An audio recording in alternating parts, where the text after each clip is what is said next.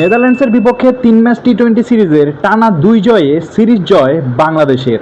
তবে একটা জিনিস যদি আপনাদের সাথে একটু শেয়ার করি, আমার যেমন হাসি পাচ্ছে আপনাদেরও নিশ্চয়ই হাসি পাবে। আমাদের বাংলাদেশ ন্যাশনাল উইমেন্স টিম তাদের বিশ্বকাপ প্রস্তুতিটা কাদের সাথে খেলে নিল? আন্ডার 15 বয়েজ টিমের সাথে, বলতে গেলে আন্ডা বাচ্চা, তাদের সাথে খেলে তারা প্রস্তুতি নিচ্ছে বিশ্বকাপের।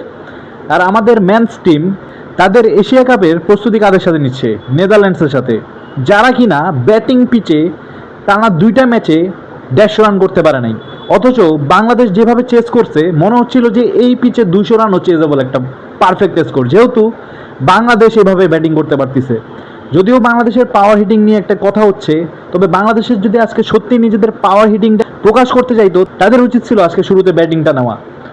বাংলাদেশ আজকে ব্যাটিংটা নিলে প্রমাণ হইতো বাংলাদেশ আসলেই পাওয়ার হিটিং অ্যাবিলিটিটা কি বাড়ছে, নাকি নেদারল্যান্ডসের দুর্বল বোলিং অ্যাটাকের সামনে আমাদের ব্যাটসম্যানদের এই একটা এক্সট্রা কনফিডেন্সে তারা পাচ্ছে, এই কনফিডেন্সটা এশিয়া কাপে যেয়া ভুল প্রমাণিত হবে।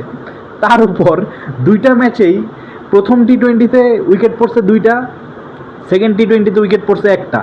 বাকিদের যে পিছনে কী অবস্থা সেটা দেখারও কোনো উপায় নাই।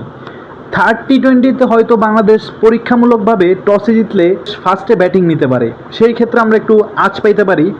তবে যদি দেখা যায় সেই একই ব্যাটিং ফ্লপস, একই রকমের ব্যাটিং ধস থার্ড টি-20 যদি আমরা তা দেখি, তাহলে এই প্রথম যে 2টা টি-20 বাংলাদেশ খেললো, এই 2টার কনফিডেন্স এই এশিয়া কাপে কীভাবে কাজে লাগাবে তা কিন্তু খুব ভালো করে বোঝাচ্ছে।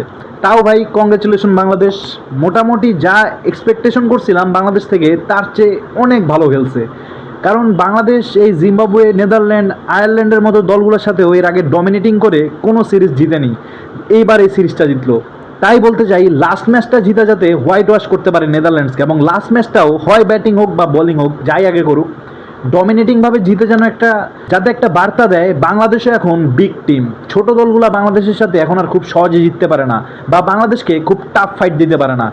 এটা প্রমাণ করতে হলে নিশ্চয়ই দেখতে হবে থার্ড ম্যাচ, এবং থার্ড ম্যাচে যেটা চাই বাংলাদেশ যদি টস জিতে আগে জানে ব্যাটিং নেয়, বাংলাদেশের পাওয়ার হিটিং অ্যাবিলিটিটা আমরা সেখানে দেখতে চাই। এবং এই 2 ম্যাচে আপনারা বলতে পারেন বাংলাদেশ তো অনেক আগেই খেলা শেষ করছে।